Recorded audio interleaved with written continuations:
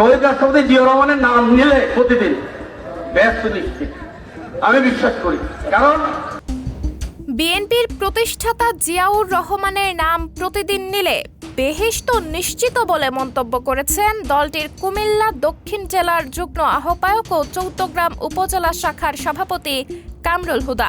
দেশকে অর্থনৈতিকভাবে স্বাবলম্বী করেছেন, সুতরাং ওনার নাম জপলে বরং ব্যস্ত যেতে পারবে। বুধবার দুপুরে চৌদ্দগ্রাম উপজেলা কেন্দ্রীয় ঈদগাহ মাঠে ছাত্রদলের প্রতিষ্ঠা বার্ষিকীর অনুষ্ঠানে তিনি এমন মন্তব্য করেন।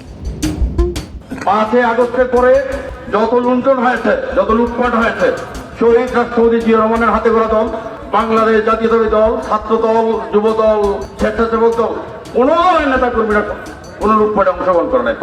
এরই মধ্যে ফেসবুক সহ সামাজিক যোগাযোগ মাধ্যমে তার এই বক্তব্য ভাইরাল হয়েছে। এ নিয়ে সমালোচনার ঝড়ও উঠেছে।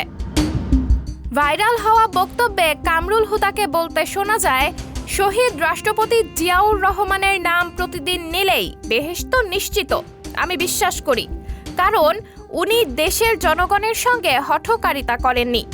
ক্ষমতাচ্যুত আওয়ামী লীগ সরকারের সমালোচনা করে কামরুল হুদা বলেন, শেখ সেলিম, শেখ হেলাল সহ এই শেখ পরিবার লুট করে দেশটাকে শেষ করে দিয়েছে।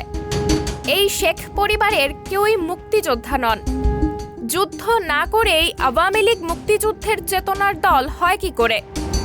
96 সালের নির্বাচনের পর আবেদন করে আওয়ামী লীগের অনেকেই মুক্তিযোদ্ধা হয়েছেন। সাবরিনা জলিল, সবার কথা।